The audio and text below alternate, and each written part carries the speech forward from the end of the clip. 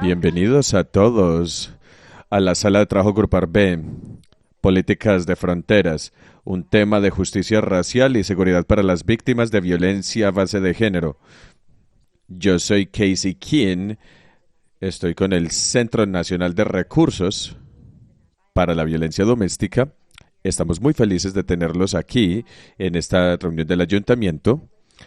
Me gustaría recordarles que por favor limiten su utilización del chat. Ayúdenos por favor a mantener la sesión accesible para todos. Y me gustaría presentar a nuestra ponente de hoy. Disculpen, por favor. Alba Jaramillo. Eso está bien. Alba Jaramillo es la directora ejecutiva del Arizona Justice for Our Neighbors. Es una organización sin ánimo de lucro que proporciona representación para la inmigración y servicios legales a los inmigrantes de bajos ingresos y buscadores de asilo político.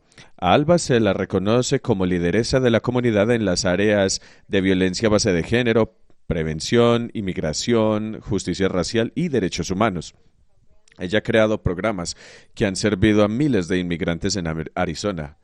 Alba, en este momento, funge como la colideresa del Southern Arizona Border Communities Coalition y es consultora de representación para el National Justice for Our Neighbors, la cual es una red.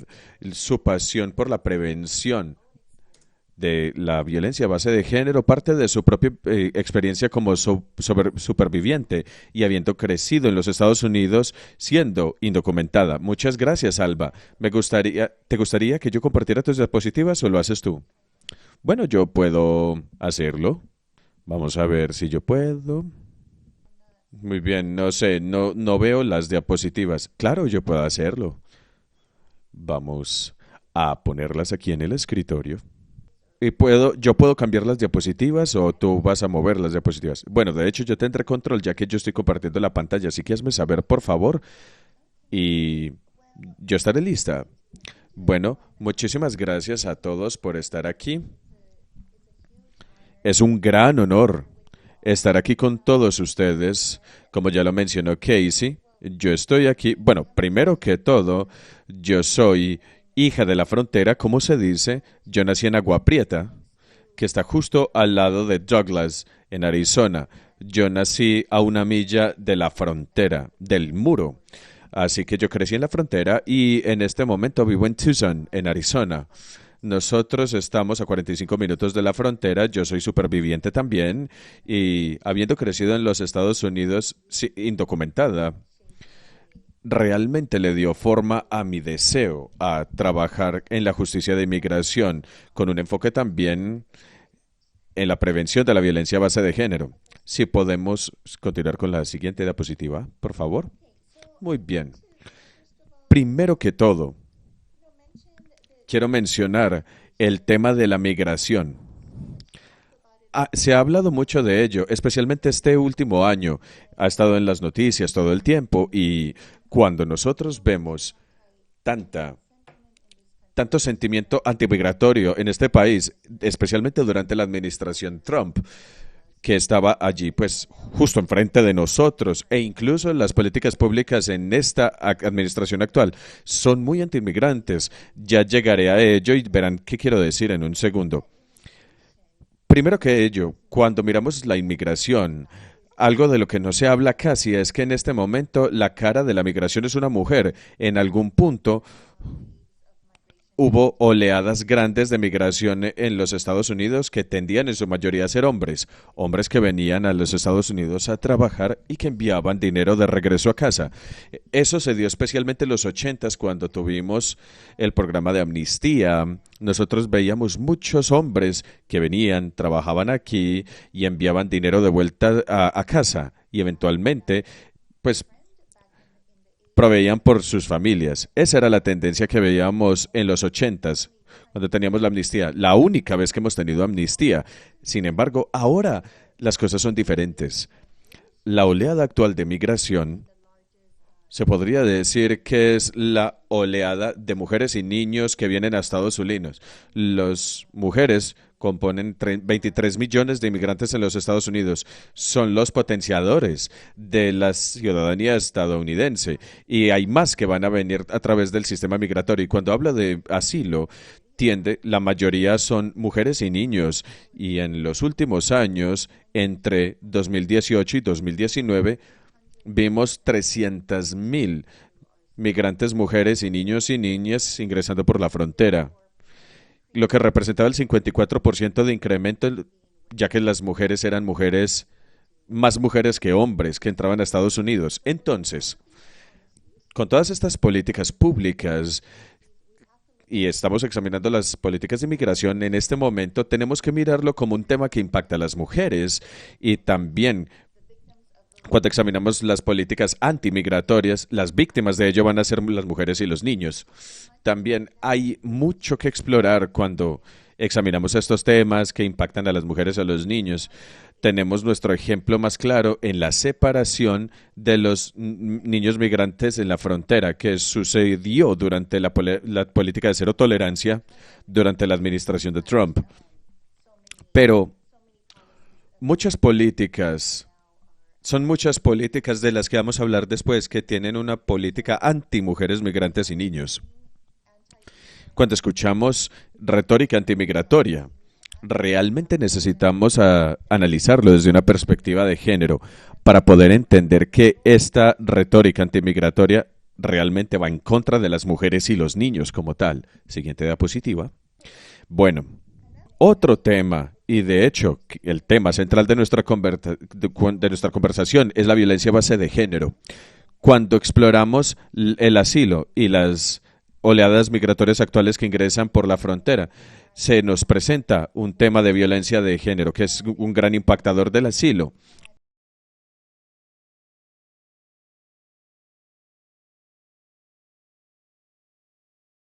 Con el tema de por qué es que los migrantes cruzan la frontera, el tema y el análisis del género de la violencia es algo que debemos que considerar. Y yo trabajo para Arizona Justice for Our Neighbors. Es una organización que se enfoca en la representación y de servicios legales para migrantes. Tenemos un programa de asilo en el punto de entrada Nogales. Allí ayudamos a los buscadores de asilo a que obtengan subvenciones migratorias humanitarias para poder ingresar a Estados Unidos y para que entiendan la ley migratoria. Así que durante los últimos, yo diría que desde marzo más o menos, hemos asegurado 500 migrantes buscadores de asilo que buscan entrada a los Estados Unidos. La gran mayoría de ellos han sido mujeres y niños, de nuevo. Y un gran porcentaje de ellos han sido mujeres que estaban huyendo de violencia a base de género. Entonces quiero compartir con ustedes 3 historias para que ustedes puedan hacerse una idea de cómo es que es, cómo, cómo es la experiencia de estos buscadores de asilos. Tenemos el ejemplo de Ixel. Ixel es una mujer indígena maya de Guatemala. Llegó con sus 3 niños al punto de entrada al Nogales solicitando asilo. Ella y sus niños hablan onjobal, que es un dialecto maya, y se pueden comunicar en español. Por esa razón, son buscadores de asilo extremadamente vulnerables. Ixel ha experimentado años de violencia sexual y emocional de su esposo. Él la ha intentado matar con un machete varias veces y ha tratado de atropellarla con su automóvil. Ella está demasiado asustada para reportarlo a las autoridades y él continúa en Guatemala. Ella tiene miedo de que él pueda secuestrar a los niños. Eso es de hecho una tendencia que yo he visto con muchos buscadores de asilos, el hecho de secuestrar a los niños. Ese es un tema de control parental que vemos mucho en las Américas. Ahora tenemos el caso de Marina. Marina es una mujer indígena mixteca de Guerrero, cuyas habilidades al español son muy limitadas. Casi es completamente ciega y llegó al punto de entrada a Nogales con sus 3 hijos solicitando asilo porque teme que Saúl, quien es el padre de sus hijos, la asesinaría y secuestraría a los niños. Marina comenzó a vivir en Salud cuando tenía 15 años de edad y es conocido para ella en el momento. Él era un líder de un cártel muy prominente. pasó un tiempo con él, quedó embarazada y el embarazo fue el resultado de la violación de otro hombre en su pueblo. En cuanto él se enteró de esto, Saúl tomó a su hijo mayor, y al hijo producto de esta violación, y lo vendió. Ella nunca lo vio otra vez y sufrió años a manos de los abusos de Saúl. A menudo la golpeó hasta quedar inconsciente, la amenazaba con asesinarla, con quemar su casa si lo abandonaba, y ella no podía dejarlo por su involucramiento en el cartel. Y ella se mudó de refugio en refugio porque ella creía que si se quedaba en un sitio mucho tiempo, Saúl o el cartel la encontrarían. Por último, tenemos la historia de Luis.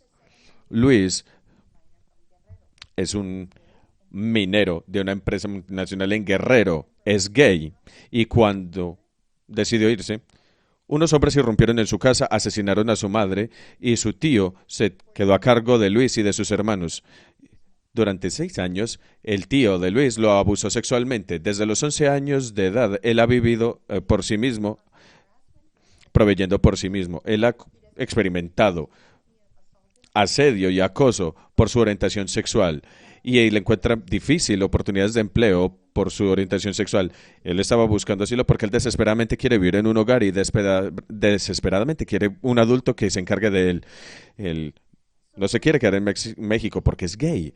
Esos son 3 historias reales de 3 buscadores de asilo que nosotros ayudamos a obtener fianza humanitaria. Como ustedes pueden ver, tenemos muchas historias como estas y muchas veces las personas piensan que los buscadores de asilo vienen a la frontera porque quieren un mejor trabajo, porque quieren venir a vivir en los Estados Unidos. Yo no he conocido ningún buscador de asilo en personalmente. Yo he conocido 500 de ellos y ninguno de ellos viene a los Estados Unidos porque quieren ganar dinero o porque quieren un mejor trabajo. Vienen aquí porque si se quedan en sus países de origen, los asesinarán.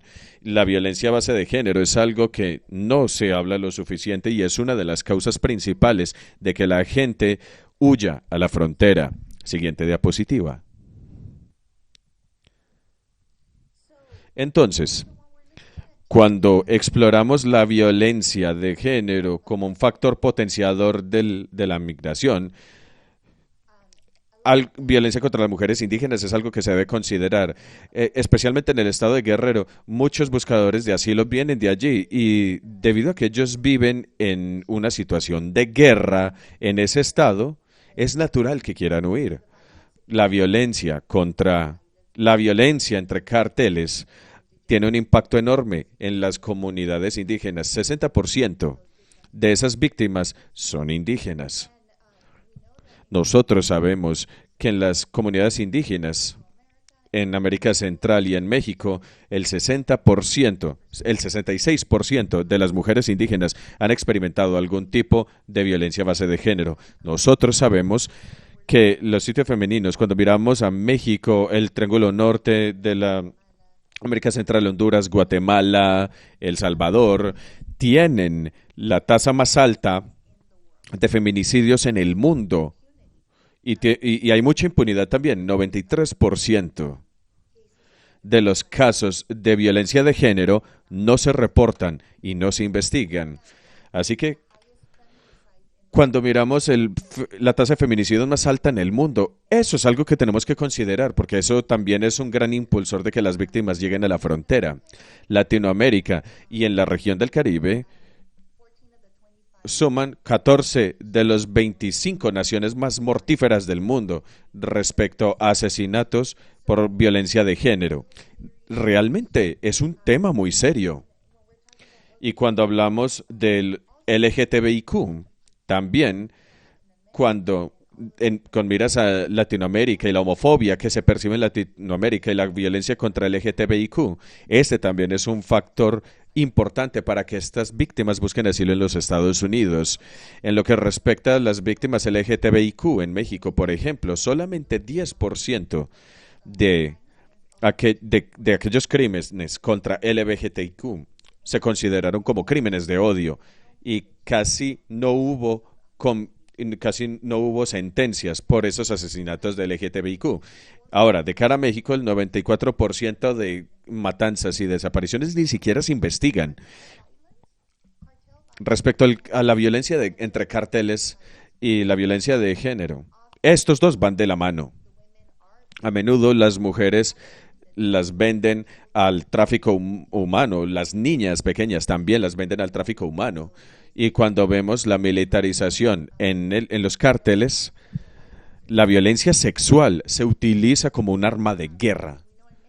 En México, al menos 160,000 personas han sido desplazadas debido a la violencia entre cárteles y 60% de esas personas son indígenas y 71,000 de ellos han sido desaparecidas. De nuevo, 94% de estos crímenes ni siquiera se investigan. Por eso es que las personas vienen a la frontera en lo que respecta a la violencia de género. Siguiente diapositiva. Tenemos también el problema de qué es lo que sucede. La violencia de género es un gran factor para que la gente llegue a la frontera. Entonces tenemos el problema de la violencia de género durante el trayecto hacia los Estados Unidos. 60% de los buscadores de asilo que vienen a la frontera han atestiguado algún tipo de crimen violento y el 40% de ellos, de esos crímenes violentos, han sido contra ellos mismos. Nosotros sabemos que una de seis mujeres migrantes o buscadoras de asilo que emprenden el viaje a través de México serán sexualmente abusadas durante su trayecto a los Estados Unidos. Entonces, es un viaje muy, muy peligroso. Y vamos a hablar de lo que sucedió en Del Río, pero antes de ello, 2 de cada 3 buscadores de asilo fueron expulsados de vuelta a Haití y estos eran mujeres y niños. Esto es muy cruel porque el viaje para incluso llegar a la frontera es uno que es muy peligroso y hay una razón por la cual las personas vienen en caravanas y las personas no están hablando de ello porque si uno viene solo a través de la frontera de México en ese país y uno pasa la frontera, las probabilidades son que pues, te van a violar, te van a violentar, que las mujeres van a ser sexualmente violentadas. Entonces, a veces viajar en caravanas es la única manera segura de llegar a los Estados Unidos o a la frontera de los Estados Unidos. De nuevo, para muchos de ellos es la única manera segura de buscar asilo para poder salvar sus vidas. Siguiente diapositiva. Vamos a echar un vistazo a la política de asilo en la frontera. Vamos a empezar con el título 42. El título 42 es la legislación. De hecho, ni siquiera es una política de inmigración, es una política de salud pública. Se llama la Orden de Salud Pública CBC. Y esa política ha estado en los registros desde 1940. Esa política de salud pública le da a los Estados Unidos el poder de cerrar las fronteras terrestres si hay un riesgo de enfermedad transmitible. Ha existido desde los 40 y nadie la había invocado hasta la administración de Trump. Entonces uno pensaría que la razón por la cual el título 42 existe es debido al coronavirus. Y sí, eso es lo que está diciendo el gobierno, pero de hecho, Stephen Miller, quien lideraba el Departamento de Hacienda, el Departamento de Homeland Security, intentó 2 veces invocar el título 42, diciendo que los migrantes pueden traer el sarampión y las paperas a los Estados Unidos. Entonces invoquemos el título 42, que no se había invocado en los Estados Unidos hasta ese entonces. Entonces se convirtió en una táctica antimigratoria, cerrar la frontera e impedir que los migrantes ingresaran al país. Uno pensaría que eso tiene sentido. Cerremos la frontera para poder prevenir un contagio más disperso del COVID-19, pero en realidad cuando el título 42 fue invocado, los Estados Unidos, de hecho, eran los que tenían el porcentaje mayor del coronavirus. Nosotros éramos más una amenaza para las personas que ingresaban por la frontera y éramos más una amenaza para Latinoamérica en términos de contagio de COVID-19. Pero durante ya casi 2 años, el título 42 está en pie, se han cerrado las fronteras y los buscadores de asilo han sido rechazados en la frontera debido a esta regulación, que de hecho es ilegal y es contraria a nuestra ley doméstica. Y no solamente eso, ni siquiera ha tenido éxito a la hora de prevenir el contagio de COVID-19.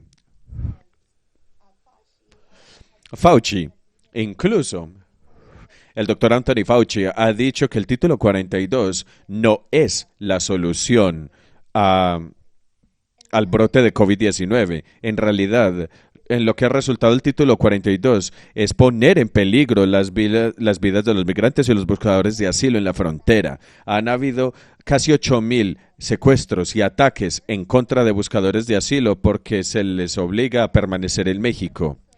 Y también se congregan en refugios de asilos, a veces en campamentos de asilo, y por lo tanto son blancos fáciles para el crimen organizado y son blancos fáciles para los secuestradores, tantas cosas que suceden. Y también está el problema de las expulsiones. Bajo el título 42, casi 900.000 migrantes o buscadores de asilo han sido expulsados, lo que significa que pasaron la frontera, fueron rechazados a México, de vuelta a México o a su país de origen, invocando el título 42. Estas son las deportaciones más grandes que hemos visto en la historia de nuestro país, que suceden en esta administración. Ahora, nosotros sabemos que durante el verano hubo dos vías legales que le permitían a los migrantes entrada al país como excepciones al título 42. Nuestra organización era una de las organizaciones que solicitó excepciones al título 42 para los buscadores de asilo y migrantes y tuvimos éxito al poder ingresar a casi 500 buscadores de asilo, los más vulnerables. Pero tuvimos que hacerle rastreo a cada uno de ellos y cada uno de ellos, de hecho, dio negativo. De hecho, de 1.200 migrantes que pasaron por el punto de entrada a Nogales, solamente el 5% de ellos eran positivos para COVID-19. Y los aislaron y los pusieron en cuarentena hasta que dieron una prueba negativa. Ese ejemplo nos muestra que hay maneras en las que las personas pueden ingresar a través de la frontera como excepciones de título 42 de manera segura y de manera que proteja la salud pública. Pero lo que sabemos es que una vez que ingresaron, a aquellos que no estaban viajando con niños, automáticamente los pusieron en unas instalaciones de detención de inmigración o instalaciones de detención de ICE. Eso no tiene ningún sentido por amenazas de COVID-19. Al 8 de noviembre, las fronteras se abrieron para turistas, no para buscadores de asilos. Por lo tanto, las fronteras pues se abrirán a turistas. Pero si esto es así, ¿por qué todavía tenemos el título 42 funcionando? Eso no tiene sentido. La otra política con los protocolos de protección al migrante, que es un nombre muy inapropiado. Nosotros lo llamamos el protocolo de persecución al inmigrante. Lo que esto significa es que cada migrante que no es originario de México, que viene a la frontera, tiene que luchar durante todo su caso de asilo para que tenga éxito en la frontera entre México y Estados Unidos. Normalmente ese proceso se demora 5 años en los que estos buscadores de asilo viven en campamentos. Tenemos uno en Ciudad Juárez y sabemos que Ciudad Juárez es una de las ciudades más peligrosas del mundo y tienen que permanecer en México durante todo lo que dure su caso de asilo. Allí están expuestos a violencia, allí son blanco de traficantes de humanos. Entonces, es una política extremadamente cruel. Inicialmente, la administración Biden emitió una orden para terminar el protocolo de protección al migrante. Y una corte en Texas la anuló. Por lo tanto, la administración tenía la oportunidad de escribir otra regulación que sobreviviría la contravenida de esta corte. Pero recientemente otra vez volvieron a activar el protocolo de protección al migrante. Entonces, es muy cruel. Ahora, el tema de las expulsiones, ya mencioné que estos buscadores de asilos, una vez que están parados sobre suelo estadounidense, por ley internacional, se les debería permitir el derecho de reclamar asilo. En vez de ello, han sido ilegalmente expulsados a México o América Central. Y han sido 900.000 migrantes durante el año pasado que han sido expulsados. Y yo también quiero mencionar que ICE, los, los vuelos de ICE, que son vuelos de deportación, solamente el mes pasado llegamos a un récord, solamente en septiembre, 766 vuelos de ICE de deportación tomaron lugar, sucedieron. Y desde que la administración Biden se posesionó, han habido casi 4.000 vuelos de deportación que han sucedido, lo que representa un 25% de incremento respecto a la administración Trump. Los vuelos que tomaron lugar el mes pasado eran vuelos de deportación a Haití. ¿Qué es lo que está sucediendo aquí? Yo menciono una y otra vez la administración actual porque se prometieron muchas cosas y muchas de esas promesas no se cumplieron. Eso lo hemos visto, especialmente en lo que respecta al asilo. Y la situación es mucho peor ahora de lo que lo era durante la administración Trump, lo cual es muy irónico. Siguiente diapositiva. Bueno, e- ese es el panorama actual en lo que respecta al asilo en este momento. Este ayuntamiento se enfoca en la región sur de los Estados Unidos y, saben, yo he estado poniendo algunas preguntas aquí para que nosotros examinemos muy bien ese tema de la prevención y de la intervención. Algo para lo que realmente yo hago representación es la prevención de la violencia de género. Para ello, tenemos que mirar los problemas con la política pública actual. Tenemos que analizar nuestra política y tenemos que asegurarnos de que no estemos implementando políticas nacionales que estén poniendo en peligro las vidas de los migrantes y específicamente las víctimas de la violencia de género. Nuestras políticas de frontera que tenemos en este momento hacen que sea un ambiente muy propicio, especialmente bajo el título 42, para la proliferación de la violencia de género contra los migrantes. Pero yo quiero que nos preguntemos a nosotros mismos, ya que nosotros trabajamos con víctimas, ¿cómo es que estamos explorando nuestra respuesta humanitaria al asilo en lo que respecta a la violencia de género? ¿Será que los programas y refugios contra la violencia doméstica trabajando con los grupos humanitarios, porque en Arizona no lo están haciendo, trabajan de manera completamente independientemente? Realmente no hay colaboración entre ellos. ¿Será que nuestro sistema de refugios y de asilo es efectivo en lo que respecta a servir a estas víctimas? ¿Por qué no crear un sistema de refugios que atienda específicamente los buscadores de asilo y los refugiados que ingresan por las fronteras, que explore la intersección de ser inmigrante y toda la violencia que pueden haber experimentado en su trayecto a los Estados Unidos, así como también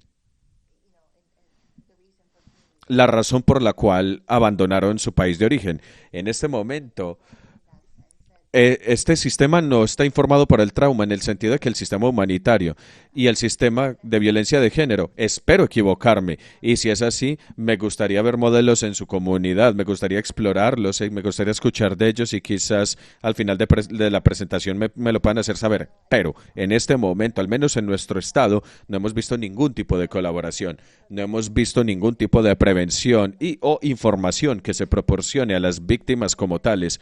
Los migrantes que vienen a los Estados Unidos también están en un riesgo más alto de persecución y de ser víctimas de violencia de género. ¿Hay acceso a la justicia lingüística, servicios legales y servicios sociales? ¿Y qué tipo de trabajo de prevención se está haciendo con los buscadores de asilos? ¿Será que nuestros programas siquiera responden ante los buscadores de asilo indígenas? Les diré que para nosotros, incluso encontrar intérpretes es un desafío porque nuestras redes en Arizona no están configuradas para proporcionar justicia lingüística. Siguiente diapositiva. Ahora, separémonos un poco del tema del asilo, miremos las políticas de frontera y cómo es que esto impacta a los supervivientes de la migración que ya están en los Estados Unidos. Eso también es otro problema. Nosotros en este momento, sabemos que al menos tenemos 11 millones de inmigrantes indocumentados que viven en los Estados Unidos y en este momento estos no tienen ninguna vía de legalización. Si están poniendo atención a lo que está sucediendo durante el proceso de reconciliación, nosotros ni siquiera podemos aprobar reformas migratorias, no somos capaces para que estos migrantes tengan legalización en los Estados Unidos. Nosotros tenemos un ejecutivo demócrata, tenemos un Congreso demócrata, tenemos un Senado demócrata y ni aún así somos capaces de aprobar ninguna reforma migratoria significativa a través de la reconciliación, ni siquiera para los migrantes más simpáticos, por ejemplo, con los que más nos podríamos identificar, por ejemplo, los agricultores, los profesionales médicos que migran, ninguno de ellos tiene acceso a la ciudadanía y muchas veces la gente dice, bueno, ¿y por qué los migrantes, por qué no hacen fila, por qué no hacen la debida diligencia? Porque no hay debida diligencia, no hay fila, sino si hubiera una fila, pues los migrantes esperarían en esa fila, harían toda la debida diligencia. Pero volverse residente legal en los Estados Unidos, si no es a través de un remedio humanitario de migración, que solo muy pocos, solamente el 13% de esos buscadores de asilo van a tener éxito con su caso de asilo. Y en Latinoamérica, cerca del 90% de ellos fallarán en su caso de búsqueda de asilo, especialmente si no tienen acceso a un abogado. Pero si nosotros ni siquiera somos capaces de aprobar reformas migratorias en este momento, ¿eso qué nos dice respecto a nuestro sistema actual? Que los inmigrantes, que la xenofobia y el sentimiento antimigrante que existen en nuestros funcionarios electos es muy presente. Ahora, de cara a las políticas de fronteras y su impacto en los sobrevivientes de la migración, pues todos nosotros somos sureños, estamos en la parte sur del país y tenemos que mirar el impacto que ha generado la militarización de nuestra frontera en las víctimas inmigrantes. ¿A qué me refiero con la militarización de nuestra frontera? Pues realmente es que están utilizando técnicas militares y recursos militares para patrullar nuestras fronteras. Hay una idea subyacente de que los inmigrantes no son deseados y que los inmigrantes son una amenaza para la seguridad nacional de este país. Por lo tanto, estas medidas tienen que ver mucho con fuerza militar, equipo militar, filosofía militar e incluso lo que ellos llaman las políticas, la operación Streamline, la operación Stone Guarded, la operación Hold the Line. Miren, todos esos títulos son nombres militares para las políticas migratorias. Tiene que ver con llenar nuestras fronteras con patrullantes de frontera y con agentes del orden público. En este momento, la patrulla fronteriza es la agencia del orden público más grande del mundo, con más de 60,000 agentes en el campo en nuestra frontera sur. En Tucson, por ejemplo, solamente en Tucson hay 11 peajes. Imagínense ustedes cómo se siente eso para una persona migrante. Es decir, ser constantemente vigilado, ser constantemente sometido a la vigilancia policíaca. Y como una persona indocumentada, les digo que para mí crecer indocumentada en Arizona, pues para mí la patrulla fronteriza y la policía eran lo mismo. Cuando yo conducía mi automóvil y yo no tenía una licencia de conducción, yo no tenía permiso legal para conducir. Si yo veía una patrulla fronteriza, por ejemplo, que yo iba al supermercado y veía un automóvil de la policía, yo me iba de inmediato de esa tienda, iba a otro sitio porque se me aceleraba el corazón. Incluso si yo no estaba haciendo nada malo, yo nunca he cometido ningún tipo de crimen. Ese acto de ser una migrante indocumentada realmente me atemorizó. Y para aquellos de ustedes que trabajan con las víctimas, ustedes saben que las víctimas a veces no reportan los incidentes de violencia de género porque no confían en la policía. Cuando examinamos la policía fronteriza y muchas personas dicen que son necesarios porque ellos ayudan a salvar vidas, pues los datos nos han mostrado que ellos no se presentan al 60% de las llamadas que reciben de migrantes que mueren en el desierto por golpe de calor o por cansancio. En el 60% de los casos no llegan y cuando sí llegan para operaciones de búsqueda y rescate no asignan la misma cantidad de recursos que cuando que las que utilizarían para rescatar a un ciudadano de los Estados Unidos. Miren, por ejemplo, el gran caso nacional de la mujer blanca que desapareció recientemente. Y ese caso lo vemos todo el tiempo con los migrantes, todo el tiempo. Las mujeres desaparecen y ni una sola vez hay ningún tipo de movilización en el desierto para salvar a estas mujeres. Entonces, esa es una de las cosas que necesitamos considerar. Y también tenemos acuerdos 287G, que eso tiene que ver con la operación Stone Guarded. Estos acuerdos son acuerdos cooperativos que entre comunidades locales y, y entidades policíacas. Estos a su vez tienen relaciones y acuerdos con el Departamento de Hacienda, de Seguridad Nacional. Estos acuerdos 287G están presentes en toda la frontera sur. Texas es el que más tiene estos acuerdos.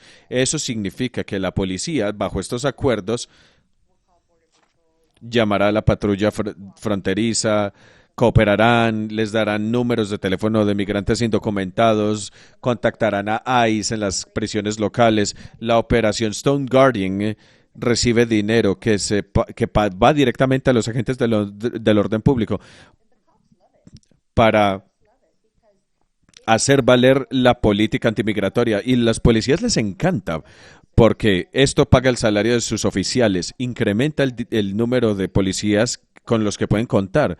Con ello también pueden pagar equipo, pagar horas extra y con ello se incrementa la presencia de la policía, pero eso es dinero de sangre. Todo eso viene con un sentimiento antimigratorio que mencionamos antes.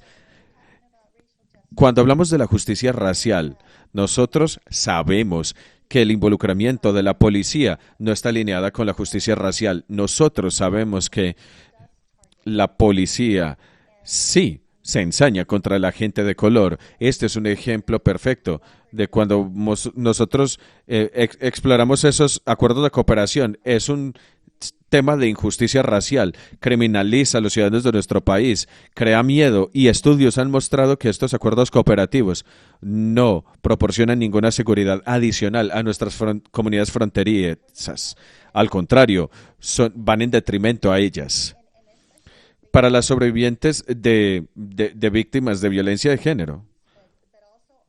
Estas cuando se da el caso no van a llamar a la policía e incluso no van a ir al hospital si eso implica que tienen que pasar por un peaje. Eso es cruel e impide que ellas busquen la seguridad. Y el tema de la criminalización de migrantes, bueno, quiero mencionar a la operación Streamline, otra operación que existe en toda la frontera sur y consiste en que cualquier migrante que viene indocumentado a través de la frontera es criminalizado y se les imputa cargos federales. Esto sucede a través de esto, si se lo pueden imaginar. De nuevo, es un problema de seguridad racial porque imagínense una persona blanca que esté en esa situación.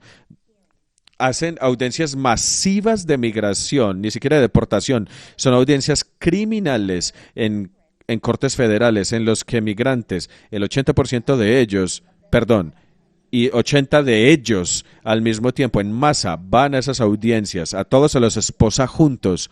Y si ustedes tienen la oportunidad de ir a ver esto de primera mano, háganlo porque es una violación absoluta del debido proceso. Y los 80 migrantes están esposados entre sí y todos tienen que declararse culpables al mismo tiempo. ¿Esto le pasaría alguna vez a un ciudadano de los Estados Unidos? ¿A un imputado blanco? Nunca lo permitiríamos.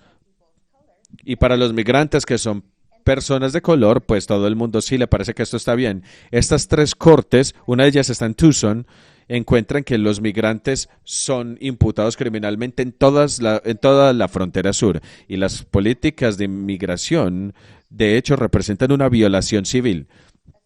La ley migratoria es un tema de ley civil, no de ley criminal, pero bajo la administración de Clinton, bajo IRA, el hecho de ser indocumentado se volvió un acto criminal. A través de la operación Streamline, incluso se convierte en un delito en el que estos migrantes, muchos de ellos son buscadores de asilo,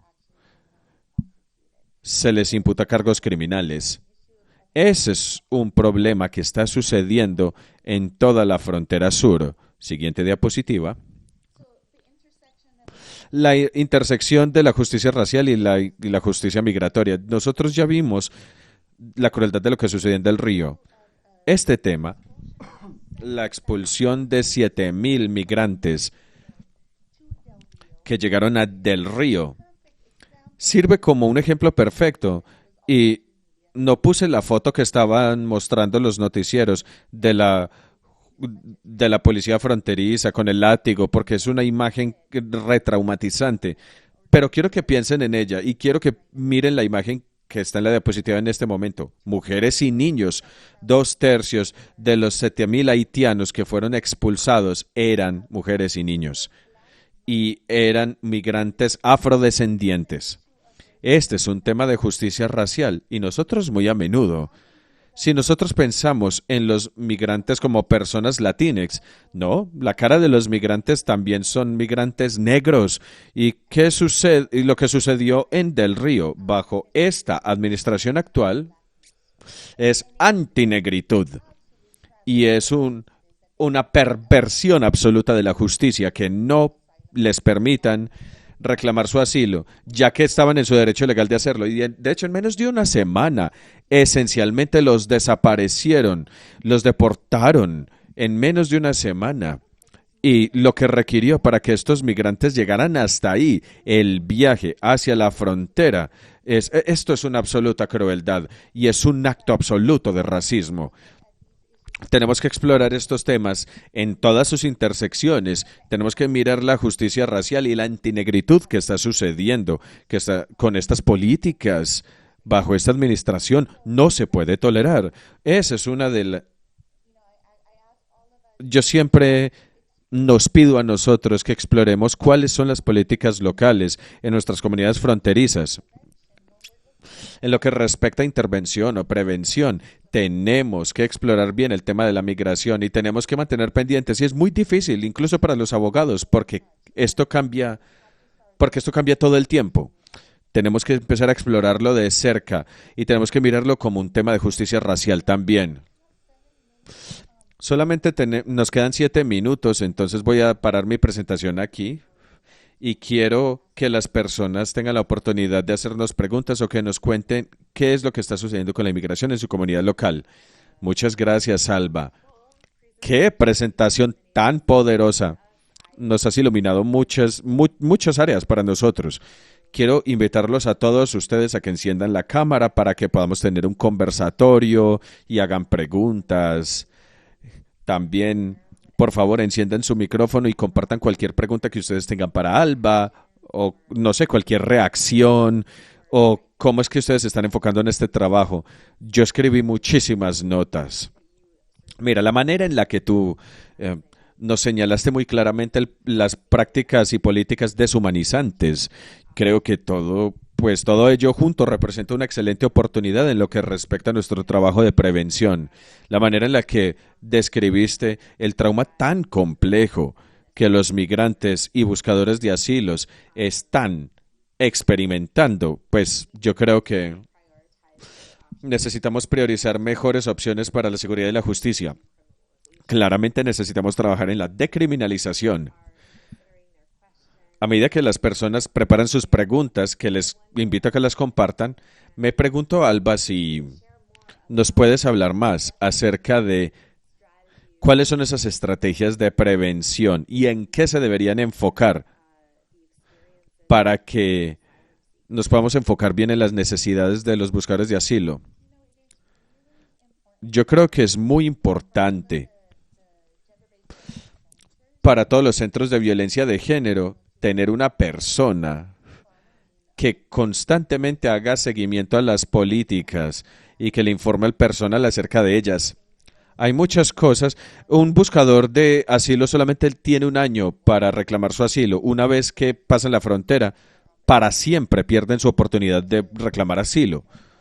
Entonces, las regulaciones, incluso por fuera del asilo, cambian constantemente. Entonces, yo creo que una de las maneras en las que podemos prevenirlo es asignar una persona específicamente para ello en la organización, para que haga ese seguimiento. Y también la asociación entre el movimiento contra la violencia de género y el movimiento migratorio y las organizaciones humanitarias necesitan reunirse. Yo soy de todos esos mundos y veo que estos movimientos no se unen cuando podrían complementarse el uno al otro. Los representantes de migración a menudo no tienen experiencia o entendimiento de la violencia de género y ni que hablar de la prevención. Si hay asociaciones, elaboración de estrategias en cooperación, un movimiento mancomunado, podríamos cambiar la política pública más efectivamente. Muchas gracias. Hola, Rita. ¿Tienes una pregunta para Alba? Sí, muchas gracias, Alba, por tu tiempo y por compartir esta información hoy. Yo tengo una pregunta respecto a los grupos, si hay grupos internacionales que nos puedas compartir ya o después en otros países con los que podríamos estar desarrollando alianzas más fuertes. Yo creo que fue el año pasado, en la Ciudad de México, donde hubo una protesta grandísima respecto al genocidio, y entonces me preguntaba si tenías una recomendación para construir solidaridad internacional respecto a este tema. ¡Qué buena pregunta! Tenemos entonces el tema de la cooperación binacional. Esa es una estrategia que no se utiliza muy a menudo. Hay organizaciones muy grandes. Las Naciones Unidas prestan servicios directos. Por supuesto, tiene sus subsidiarias, por ejemplo, la UNICEF, que tienen experticia respecto a la violencia de género y temas de la niñez. Con ellos se podría colaborar. Save the Children es otra. Hay varias muy famosas, pero te diré algo. En mi experiencia, ya que yo vivo en una comunidad fronteriza, las grandes organizaciones no son tan efectivas. Eso lo vemos también, incluso con los grupos nacionales en su propio país, que no quiero desacreditarlos, los grupos nacionales son muy importantes, pero a medida estos grupos no son la respuesta, y eso se debe a que no entienden lo que sucede a nivel local. Lo que yo recomendaría es que contactes a tus comunidades fronterizas locales, porque a menudo son las organizaciones sin ánimo de lucro más pequeñas las que hacen el trabajo en el campo y las que tienen la experticia y los recursos en esos puntos de entrada en particulares. Eso requiere un poquito más de trabajo, pero tomarse el tiempo de hacer eso y construir esa capacidad me parece a mí que es más efectivo que acudir a las ONGs internacionales grandes, pero muy buena pregunta. Gracias, Rita. ¿Alguien tiene otra pregunta? Nos quedan 2 minutos. Hola, Sarah. Hola, Alba. Muchísimas gracias. Todo esto fue muy esclarecedor. Yo soy una miembro nueva de una organización en Ohio que se encarga de hacer trabajo de prevención de violencia, ya que a nosotros no nos consideran necesariamente una comunidad fronteriza, pero sí trabajamos directamente con estas personas. ¿Qué podemos hacer para apoyar ese trabajo desde Ohio? Especialmente de que nosotros estamos expandiendo nuestra financiación para enfocarnos en la inmigración y hacer algo de trabajo en política pública, así como también trabajar con los sobrevivientes migrantes. Y tú estás en Ohio, ¿no? Sí, muy bien. Excelente pregunta. Primero que todo, los puntos de entrada en la frontera sur son puertas en realidad, son estados de entrada, pero la mayoría de estos buscadores de asilo no se quedan en la frontera. Este es un tema que tiene que ver con todos los Estados Unidos y con cada estado. Cada estado se ve impactado por ello, por lo que pasa en la frontera sur. Ohio es un estado que tiene muchos refugiados. Y yo creo que lo mismo aplica la misma estrategia, porque los buscadores de asilo pasan por la frontera y eventualmente van a llegar a tu estado. Entonces, construir capacidad y recursos en tu estado es aún más importante. creo que ustedes están tomando el enfoque exacto que necesitan, porque al final ustedes van a proporcionar los servicios, tarde o temprano. Muy bien, con 7 segundos restantes creo que ya nos van a devolver a la sala plenaria. Muchas gracias por todo lo que compartiste con nosotros, Alba. Gracias por tu liderazgo en este trabajo y en el ayuntamiento. Ha sido una sesión increíble. Apreciamos mucho tu tiempo. Hasta luego a todos.